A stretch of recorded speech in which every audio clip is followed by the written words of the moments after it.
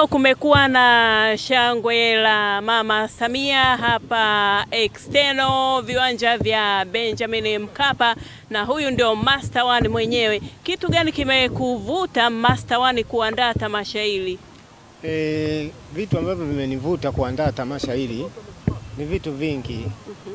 Kwa ajili ya kumpongeza Mama Samia kwa kazi anayoifanya kutuongoza Watanzania. Sasa hivi tunaelekea kwenye uchaguzi mkuu. Kwa hiyo nikaona ni vema kuandaa tamasha kama hili, kujulisha umma, kuwajulisha Watanzania hususan hasa vijana kwamba Mama anapambana, na ndio maana tumefika mahali hapa, nchi yetu ikiwa salama juu ya amani.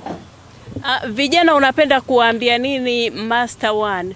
Mimi vijana tu napenda kuambia waachane na maneno ya watu ambao hususan vyama vingine vya upinzani. Kuna maneno mengine ambayo ni dhahiri yanachochea amani, kuvuruga amani ya nchi yetu ya Tanzania. Na nimeona umetunga wimbo. Ule wimbo kwa nini umeamua kuutunga ama kuutoa kipindi hiki?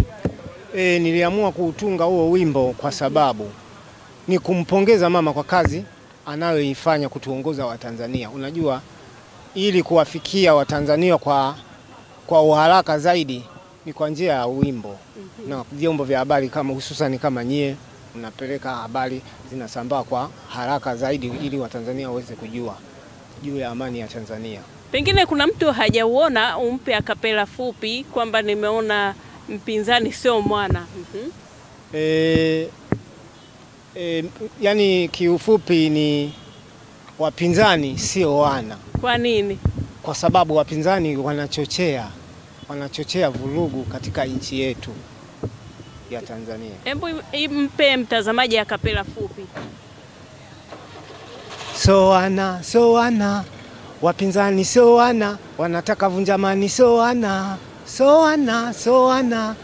wapinzani so wana, wanataka vunjamani so wana.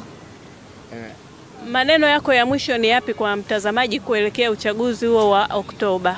Yani maneno yangu ya mwisho kwa mtazamaji anayetazama kupitia kipindi hiki, asikose kumpigia kula Mama. Achane na blabla za maneno ya watu mitandaoni, mitaani. Hizo sio kweli. Na hili shangwe ndio basi tena au bado linaendelea? Hili shangwe linaendelea. Hapa ndio mwanzo, tumelizindua hivi leo. Kuna Mbagala lazima tulipeleke hili shangwe, Kinondoni lazima tulipeleke, na Tegeta huko jimbo la Kawe lazima tulipeleke. Asante.